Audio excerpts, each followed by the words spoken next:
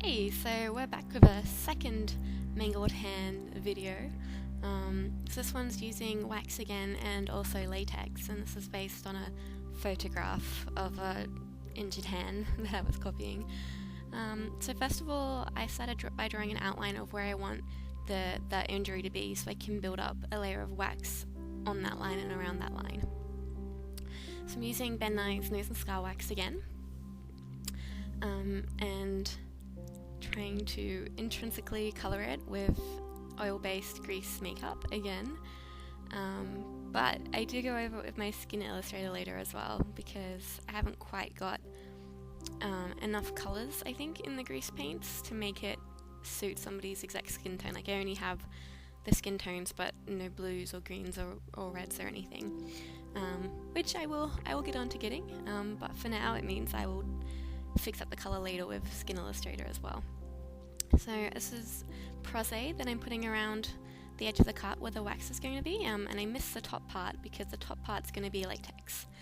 And you could use any kind of adhesive for this.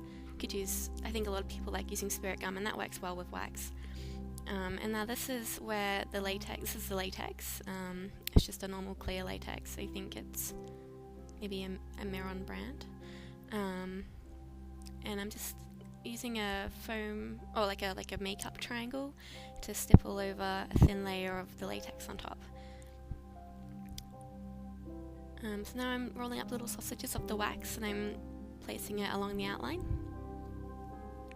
And I will get my wax spatula in a minute and I'll start blending out the edges. I want to leave the inside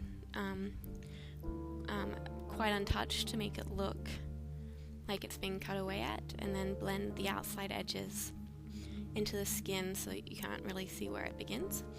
And I found one thing that helps with blending this out is using Vaseline on the edge of the tool, and the Vaseline helps to kind of lubricate the surface so the wax doesn't stick to your tools, it just kind of glides along.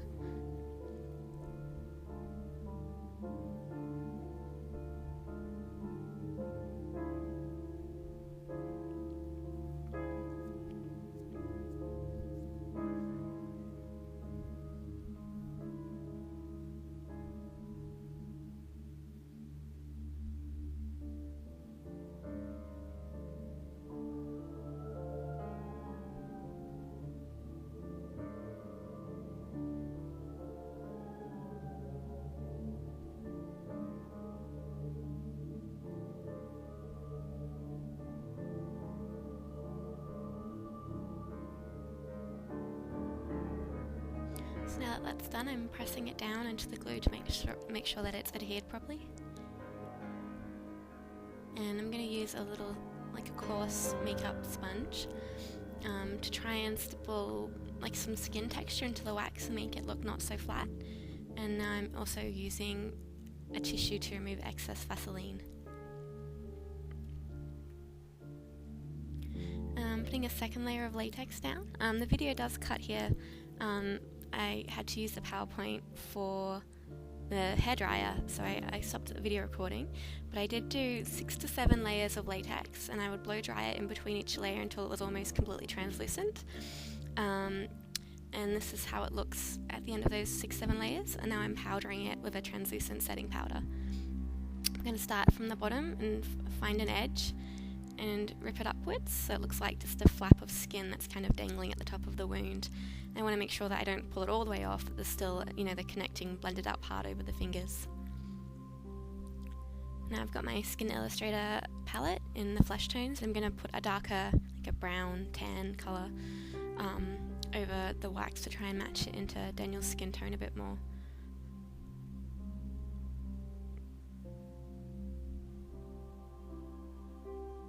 Yeah, matching skin tones is one of those things that I find quite difficult, so I might have to do some googling on how to improve that.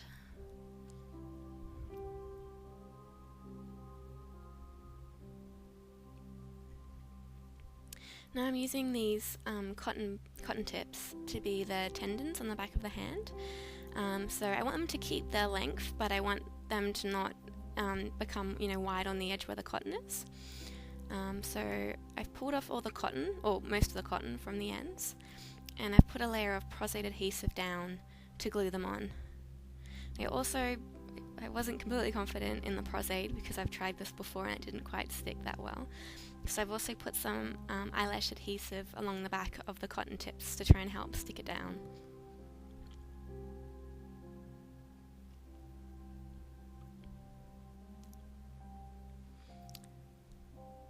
And I probably should have waited until the Pros-Aid was clearer and had dried more, but what are you going to do?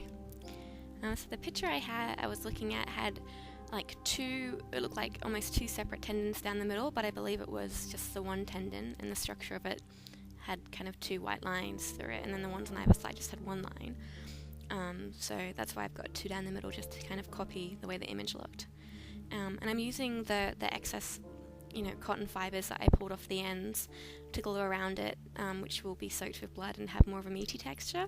But I think that using cotton balls would also work well for this, because you could maybe separate them a bit more and put more down than what I had. But I had run out of cotton balls, so that's what I used. Now I'm using my Skin Illustrator palette in the blood tones, and looking back, this step is not necessary.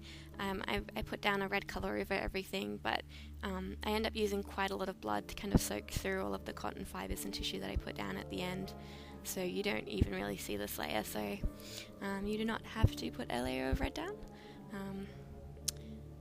But if you feel the need to, you can. I mean, if you want to put less blood down, having a red layer underneath helps. Or if the blood drips off and reveals the back of the hand, at least the red is there to kind of cover it up, because the Skin Illustrator does last longer on the skin than blood, but I mean, for this purpose, yeah, you don't really need it.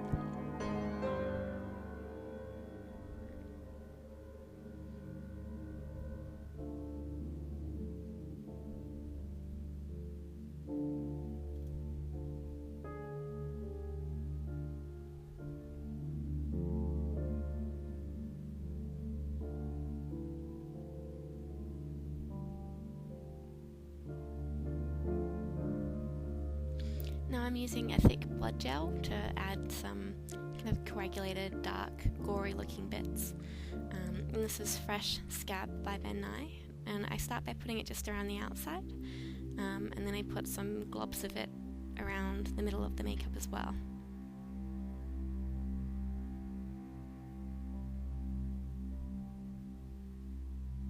Now I'm using a dark blood. This is Mold Life's Kensington Gore in aged blood. I'm just putting it over the whole makeup and making sure that I soak through those cotton tips, or cotton fibres from the cotton tips. Now I'm going to put some dishwashing liquid around the outside of the hand, like where the wax is, because it's waxy, the blood simply doesn't sit very well in it, it beads up. So the dishwashing liquid helps the blood to sit more normally. And this is Merrin's Fresh Squirt Blood in Bright that I've put over the top. And I generally like to use different kinds of blood and different colours of blood. So I have the bright squirt blood, the thick dark blood gel, and the dark aged blood. So I like having different colours, different textures. And so I also use a tissue to kind of smudge it around, and then the brush to flick it. So there's all the different kinds of things going on, because if you put it all just down with one colour, with one technique, it tends to look quite flat, and I like it being more, I guess, dynamic and varied. So at this stage I was like, oh, I'm done, and then I'm like, no, I'm not done, it needs more gore, because you can kind of see where the cotton tips end, and the photo I was working off, you couldn't see all of the tendons, they were kind of peeking through bits of flesh, where it had been ripped away, so I wanted to add more gore to kind of just give it more of like a meatier texture. I didn't have cotton balls, so I just used just normal tissue. So I'm putting the tissue around areas that I think need more coverage and soaking those tissues with the bright coloured blood, kind of working it around with my fingers and breaking them up so they don't look so they look more meaty.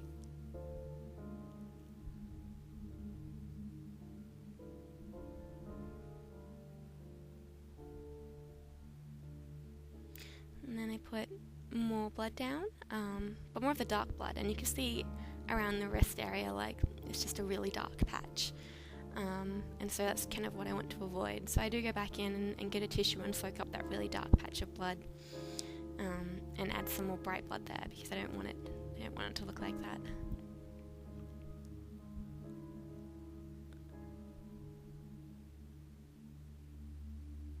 Just moving things around again until they look just like visually right to my eye.